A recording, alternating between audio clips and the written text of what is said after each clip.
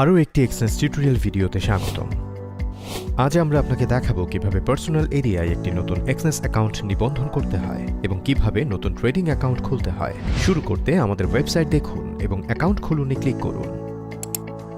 আপনার বসবাসের দেশ লিখুন। এটি পরিবর্তন করা যাবে না এবং আপনার পার্সোনাল এরিয়ায় কোনো পেমেন্ট সিস্টেম উপলব্ধ রয়েছে সেটিকে প্রভাবিত করে। আপনি এই পার্সোনাল এরিয়ায় যে ইমেল ঠিকানাটি নিবন্ধন করতে চান সেটি লিখুন।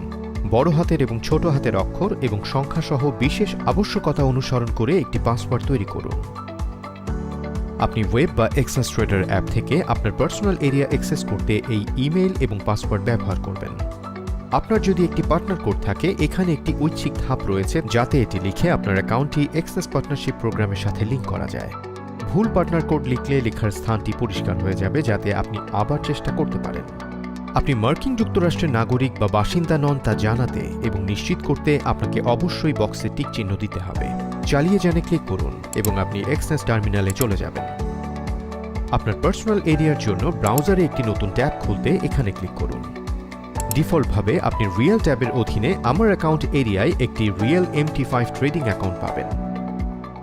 আপনি ডেমো ট্যাবের অধীনে একটি ডেমো MT5 ট্রেডিং অ্যাকাউন্টও পাবেন। এখন দেখা যাক কিভাবে আপনার নতুন পার্সোনাল এরিয়ায় আরও ট্রেডিং অ্যাকাউন্ট তৈরি করবেন। আমার অ্যাকাউন্ট থেকে নতুন অ্যাকাউন্ট খুলুন বিকল্প নির্বাচন করুন। আমাদের স্ট্যান্ডার্ড এবং প্রফেশনাল অ্যাকাউন্টের নির্বাচন থেকে একটি অ্যাকাউন্টের ধরন বেছে নিন।